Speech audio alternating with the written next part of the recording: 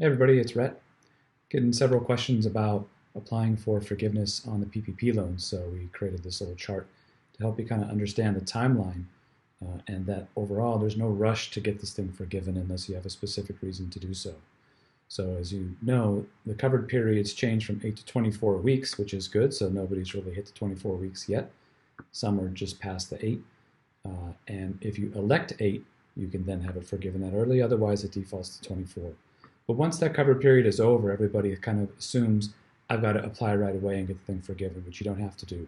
You have up to 10 months after the last day of your covered period to request forgiveness with your bank, so clearly there's no rush there.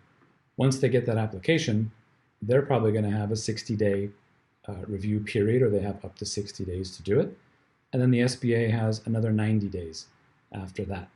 So once you get through that whole process, which you can see is over a year, it could go that far, then it's either instant where you have 100% forgiveness, or whatever is not forgiven, you then have 5 years to pay that off. So you don't even have to make any payments until at the end of this chart.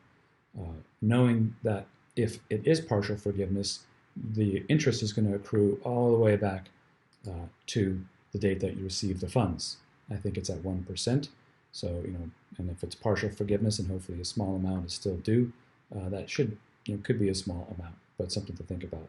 So the only reason why you might want to rush to hurry up and get the thing forgiven is you don't think you're going to get 100% forgiveness, and you don't want to have that interest accrue, or maybe you're trying to get financing for some other purpose and you don't want that liability on the books. That might make sense. If you don't have those situations, I would recommend waiting because things may change.